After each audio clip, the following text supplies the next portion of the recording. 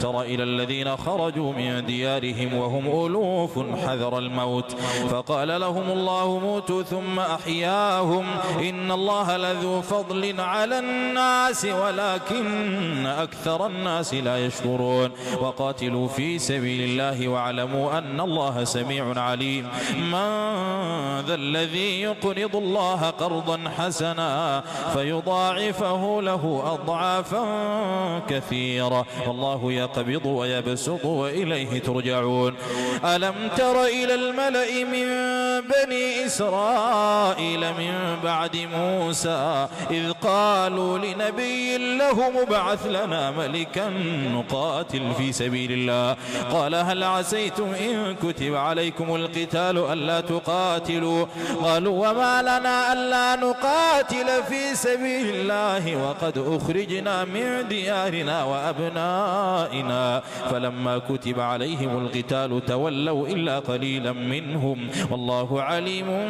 بالظالمين وقال لهم نبيهم إن الله قد بعث لكم طالوت ملكا قالوا أنى يكون له الملك علينا ونحن أحق بالملك منه ولم يؤت سعة من المال قال إن الله اصطفاه عليكم وزاده بسطة في العلم والجسم والله يؤتي ملكه من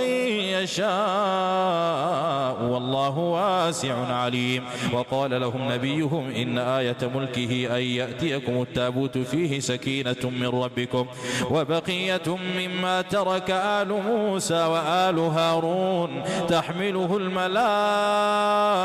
الملائكة إن في ذلك لآية لكم إن كنتم مؤمنين فلما فصل طالوت بالجنود قال إن الله مبتليكم بنهر فمن شرب منه فليس مني ومن لم يطعمه فإنه مني إلا من اغترف غرفة بيده فشربوا منه إلا قليلا منهم فلما جاوزه هو والذين آمنوا معه قالوا لا طاقة لنا اليوم بجالوت وجنوده قال الذين يظنون أنهم ملاقوا الله كم من فئة